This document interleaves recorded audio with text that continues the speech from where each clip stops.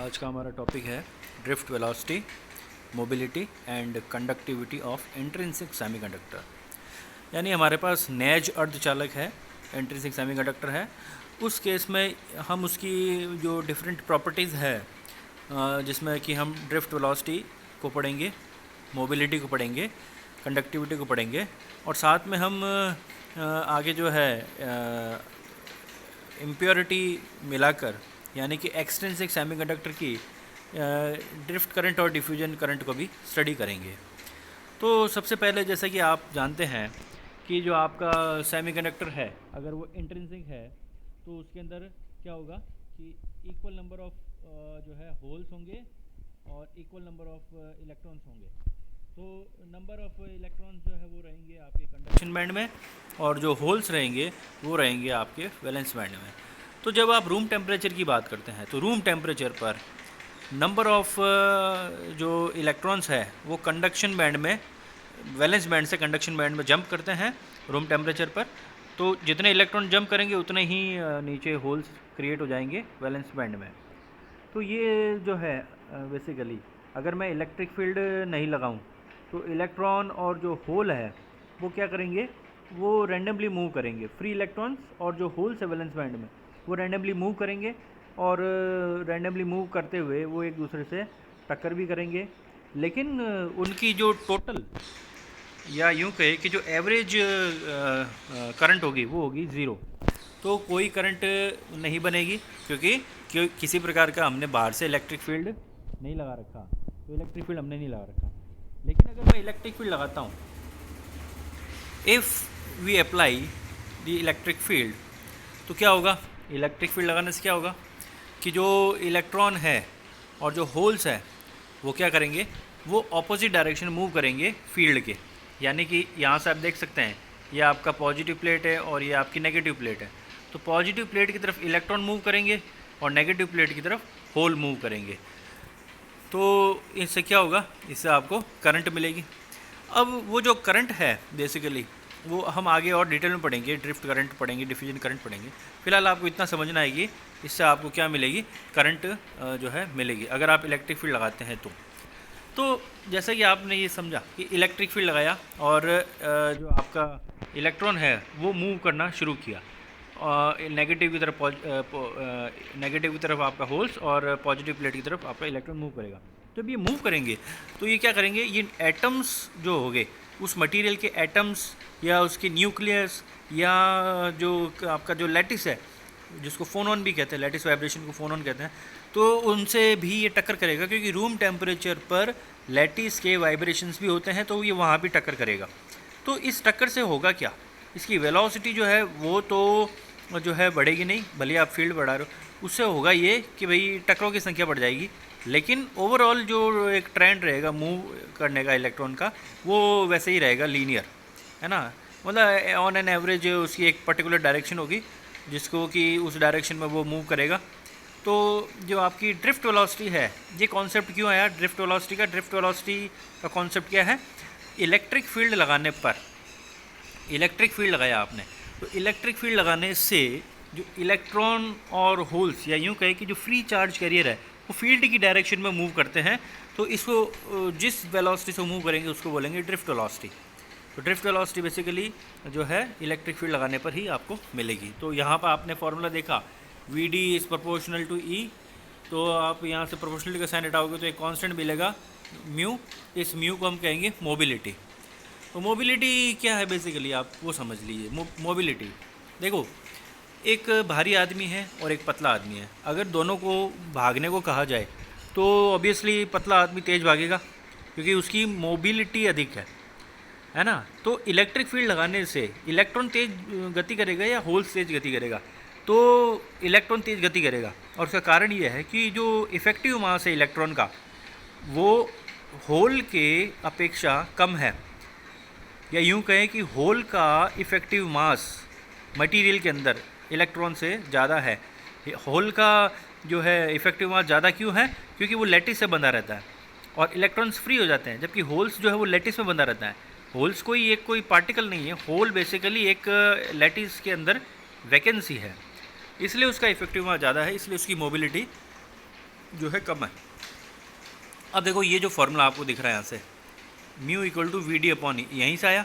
अब इस फॉर्मूले में देखो वी डी अपॉन ई है, इसका ये मतलब हुआ कि अगर मैं ये कहूँ कि दिए गए इलेक्ट्रिक फील्ड के लिए अगर होल और इलेक्ट्रॉन की मोबिलिटी फाइंड करनी है तो इस फॉर्मूले से करेंगे। तो वी डी की वैल्यू इलेक्ट्रॉन के लिए ज़्यादा है, होल के लिए कम है, तो मोबिलिटी की वैल्यू जो है होल के लिए क्या आएगी, कम। और भाई सेम इलेक्ट्रिक फील्ड लगा रहे हो तो वी डी किसका ज़्यादा होगा, इलेक्ट्रॉन का, इसलिए म्यू किसका ज़्यादा होगा, इलेक्ट्रॉन का। ओके, अब अगली स्लाइड में देखते क्या है। अब इसमें देखिए कि जो आपका मान लीजिए इलेक्ट्रॉन की बात कर रहे हैं हम, ठीक है, इलेक्ट्रॉन की बात कर रहे हैं, तो वी डी एन क्या है, वी डी एन आपका है ड्रिफ्ट वेलोसिटी इलेक्ट्रॉन के केस में, और म्यू एन क्या है, ये है आपकी मोबिलिटी इलेक्ट्रॉन के केस में। एन क्या शो कर रहा है, एन शो कर रहा है नंबर ऑफ इलेक्ट्रॉन्स या concentration of electrons per unit volume या पर यूनिट एरिया, जैसे भी आप लेना चाहो। और करंट डेंसिटी का फॉर्मूला आपने पढ़ा हुआ है, ये क्या होता है, एन वी डी ई, ये आपने बहुत पहले पढ़ रखा होगा, 12th क्लास में भी पढ़ा होगा। तो ये जो फॉर्मूला है ये हम सीधा यूज़ ले रहे हैं इक्वेशन 4 में। इक्वेशन 5 आपने ऑलरेडी इक्वेशन 3 पीछे वाले स्लाइड में देखी थी, वो V D N equal to mu N E है, ठीक है। तो यहाँ से वी डी एन, इक्वेशन 5 से वी डी एन की वैल्यू कहाँ पुट करो, इक्वेशन नंबर 4 में, तो जे एन क्या बन जाएगा, N E mu N E. अब जिसको मैंने ये गोल सर्किल में या इसमें दिख रहा है आपको इक्वेशन नंबर 6 में, ये basically N E mu N E, और एक इक्वेशन लिखी है मैंने J N equal to sigma E, जो कि ओम्स लॉ है, ये वाली इक्वेशन। इस ओम्स लॉ को इससे कंपेयर करोगे तो सिग्मा एन जो है वो वही है जो मैंने यहाँ सर्किल में शो कर रखा है। तो सिग्मा एन की वैल्यू क्या हो गई, सिग्मा एन की वैल्यू हो गई एन ई म्यू एन। ये तो इलेक्ट्रॉन के लिए आ गया, यानी इलेक्ट्रॉन की कंडक्टिविटी सिग्मा एन वो क्या आ गई, एन ई म्यू एन। इसी प्रकार से होल्स की कंडक्टिविटी निकालेंगे तो वो आएगी J P equal to P E mu P E. तो आपने इलेक्ट्रॉन की कंडक्टिविटी निकाली, आपने होल की कंडक्टिविटी निकाली, अब आप क्या करें, टोटल कंडक्टिविटी निकालें किसी मटेरियल की। तो टोटल कंडक्टिविटी क्या होती है, किसी मटेरियल की टोटल कंडक्टिविटी उसके इलेक्ट्रॉन और होल्स की कंडक्टिविटी का सम होता है। क्योंकि सेमीकंडक्टर के अंदर दो प्रकार के चार्ज कैरियर, तो दोनों ही कंट्रीब्यूट करेंगे कंडक्टिविटी में, इसलिए दोनों ऐड हो जाएंगे। तो आपको इक्वेशन नंबर 9 मिल जाएगी। अगर मैं इंट्रिंसिक सेमीकंडक्टर की बात करूं तो इक्वेशन नंबर 9 में एन और पी इक्वल होंगे, उसको एन आई के रूप में लिख सकता हूं, तो इक्वेशन नंबर 10 आपको मिल जाएगी। तो ये हो गया आपका कंडक्टिविटी। अब हम ये कहेंगे कि जो आपकी कंडक्टिविटी है उसका जो कारण है वो है फ्लो ऑफ करंट, है ना, क्योंकि दो प्रकार के चार्ज कैरियर हैं, तो उनके जो फ्लो है उनको हम यहाँ से समझ लेते हैं। तो मैंने आपको जैसे बताया कि जो आपका ड्रिफ्ट करंट है वो एक सिंपल सा, जैसे कि इलेक्ट्रिक फील्ड लगाओगे तो आपको चार्ज कैरियर ड्रिफ्ट करेंगे इलेक्ट्रिक फील्ड की डायरेक्शन में, तो उसको तो ड्रिफ्ट करंट कहेंगे, बहुत सिंपल है। लेकिन जिसको ये मैंने पॉइंट नंबर 2 डिफ्यूजन करंट, ये समझने का टॉपिक है। तो डिफ्यूजन करंट क्या है बेसिकली, देखिए मान लीजिए आपने जैसे कि आपने ये तो देखा ही होगा कि जब आप पानी के अंदर इंक की ड्रॉप डालते हैं तो वो एकदम से फैल जाती है ना। ऐसा तो नहीं कि ड्रॉप वहीं रहेगी, वो फैल जाती है। उसका फैलने का कारण क्या है कि इंक जो है उसका घनत्व पानी के घनत्व से क्या है, ज़्यादा। पहली चीज़ तो ये कि इंक का घनत्व पानी के घनत्व से ज़्यादा है, इसलिए वो फैल रहा है। दूसरा ये कि इंक जहाँ पर आपने डाली वहाँ घनत्व अधिक था और पानी के बाकी एरिया में घनत्व कम था, तो वो क्या होगा, वो फैलेगा वहाँ से, और वो फैल के कहाँ तक जाएगा, जब तक कि पूरे पानी में उसका जो है घनत्व एक समान नहीं हो जाए। तो इंक फैल गई, लेकिन आप बताओ आपको अब इंक दिखेगी क्या फैली हुई, है ना, नहीं, क्योंकि घनत्व भले ही इसका ज़्यादा, लेकिन हमने उसको डाला कितना, एक ड्रॉप के रूप में। तो यहाँ पर भी यही है। अगर आप क्या करें, एक ऐसा मटेरियल ले, जैसे सिलिकॉन लिया आपने या जर्मेनियम लिया, तो सिलिकॉन मान लीजिए थोड़ी देर के लिए लिया और उसमें हम इम्प्योरिटी मिला रहे हैं, 3rd ग्रुप की या 5th ग्रुप की इम्प्योरिटी मिला रहे हैं। तो इस इम्प्योरिटी को मिलाने से होगा क्या, हम ये कह रहे हैं इम्प्योरिटी मिला रहे हैं, और वो भी कौन सी, 3rd और 5th ग्रुप की, लेकिन उसकी डेंसिटी हमें लेनी है ज़्यादा, जैसा कि आपको मैंने अभी बताया ना, ये इंक वाला एग्जाम्पल, तो उसकी डेंसिटी अपने को ज़्यादा रखनी है। ऐसा करेंगे तो क्या होगा, ऐसा करने से हमें फ्री चार्ज कैरियर मिलेंगे।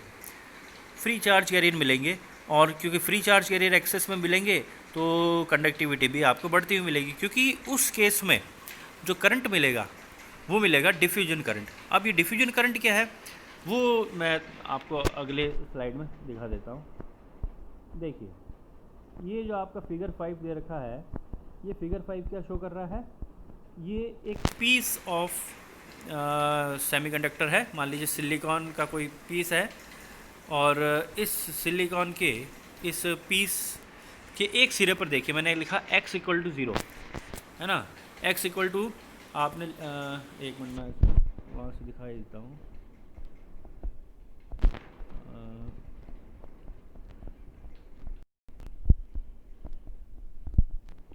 तो आपका ये जो x इक्वल टू 0 आपको दिख रहा है फिगर 5 में, है ना।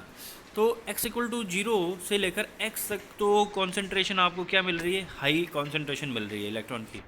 और x के बाद में कॉन्सेंट्रेशन देखो कम है, क्योंकि मैंने इस रीजन में क्या किया हुआ है, डोपिंग की हुई है। आपको थोड़ा डार्क कलर में जो दिखा रखा है मैंने वो, तो यहाँ डोपिंग ज़्यादा है, यहाँ डोपिंग कम है। तो अब क्या होगा, देखो यहाँ कंसंट्रेशन बढ़ गई इस एरिया में जो डार्क दिख रहा है, और यहाँ जो येलो इस कलर में यहाँ डोपिंग कम है, लो कंसंट्रेशन इलेक्ट्रॉन की। तो हाई कंसंट्रेशन से लो कंसंट्रेशन की तरफ इलेक्ट्रॉन मूव करेंगे। अगर हाई कंसंट्रेशन से लो कंसंट्रेशन की तरफ इलेक्ट्रॉन मूव करेंगे तो क्या होगा, तो होगा ये कि जो करंट है, क्योंकि ये डायरेक्शन है आपकी इलेक्ट्रॉन के मूव करने की, तो करंट की डायरेक्शन क्या होगी, इसके अपोजिट मान लो। कन्वेंशनल करंट जो अपोजिट मानी जाती है, मान लीजिए हम इलेक्ट्रॉन की बात करें तो इलेक्ट्रॉन ऐसे मूव कर रहा है, तो डिफ्यूजन करंट क्या होगी, इसके अपोजिट डायरेक्शन में चलेगी। तो ये डिफ्यूजन करंट आपको समझ में आ गई होगी कि ये बेसिकली है क्या। ये डिफ्यूजन करंट है, देखो हमने बाहर से कोई इलेक्ट्रिक फील्ड नहीं लगाया, हमने बाहर से कोई इलेक्ट्रिक फील्ड नहीं लगाया, उसके बावजूद भी electron automatically high concentrated area, यानी ये हाई कॉन्सेंट्रेशन का एरिया है और ये लो कॉन्सेंट्रेशन का एरिया है, फिर भी ये यहाँ से यहाँ मूव कर रहा है।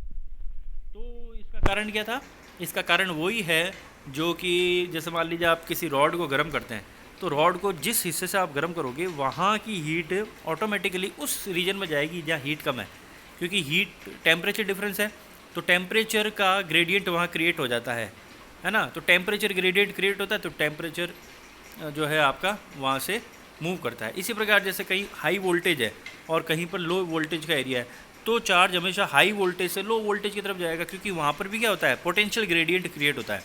लाइकवाइज यहाँ पर क्या हो रहा है वो देखिए, यहाँ पर है चार्ज कंसंट्रेशन ग्रेडियंट, जिसको मैंने ये dN/dx लिखा है सर्किल के अंदर। तो ये जो आपका dN/dx है, ये क्या शो कर रहा है कि जो आपका जो चार्ज कैरियर है वो मूव कर रहा है कहाँ से कहाँ, हाई कंसंट्रेशन एरिया से लो कंसंट्रेशन एरिया की तरफ। तो ये एक ग्रेडियंट अगर एग्जिस्ट करता है तो डिफ्यूजन करंट नो डाउट इसके प्रोपोर्शनल होनी चाहिए। तो ये जो ग्रेडियंट है इलेक्ट्रॉन के लिए मैंने लिखा है इसको dN/dx, और अगर मैं होल्स के लिए लिखूँगा तो ये हो जाएगा dP/dx।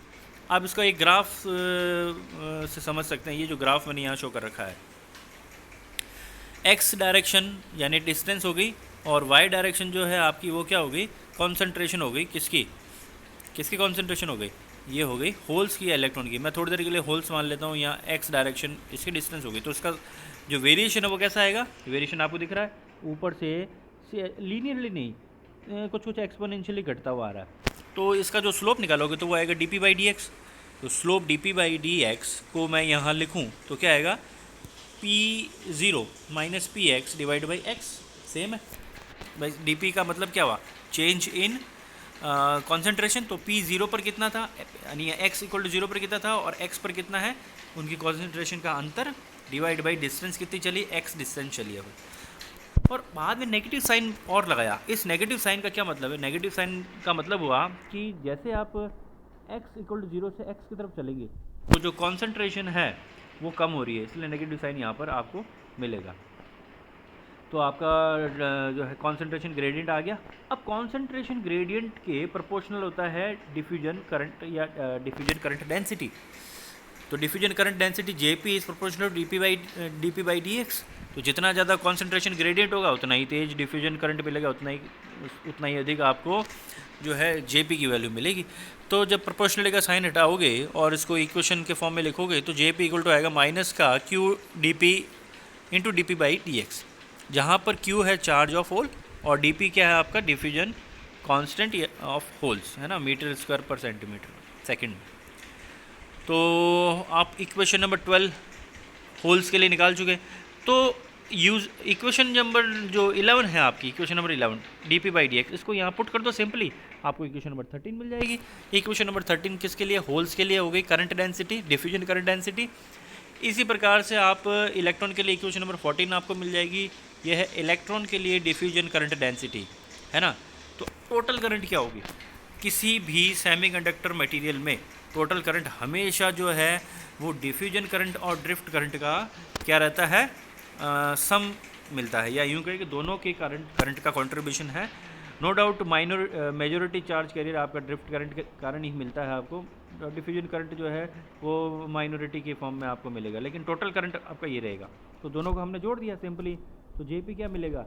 Jp मिलेगा आपको ड्रिफ्ट करंट और डिफ्यूजन करंट को जोड़ के, तो इक्वेशन नंबर 15 और इक्वेशन नंबर आपको 16 मिलेगी। तो इस प्रकार से आपका जो टोटल करंट है ये एक यूनिक प्रॉपर्टी है। देखिए यूनिक प्रॉपर्टी क्यों है? क्योंकि ड्रिफ्ट करंट तो जो है आपका ओमिक कंडक्टर में भी मिलेगा, लेकिन सेमीकंडक्टर में, या यूँ कहें कि जो कंडक्टर है उसमें आपको डिफ्यूजन करंट नहीं मिलता, लेकिन सेमीकंडक्टर में आपको डिफ्यूजन करंट मिलता है। तो ये इसकी एक यूनिक प्रॉपर्टी है, ठीक है ना। तो अगले क्लास में हम देखेंगे इसके आगे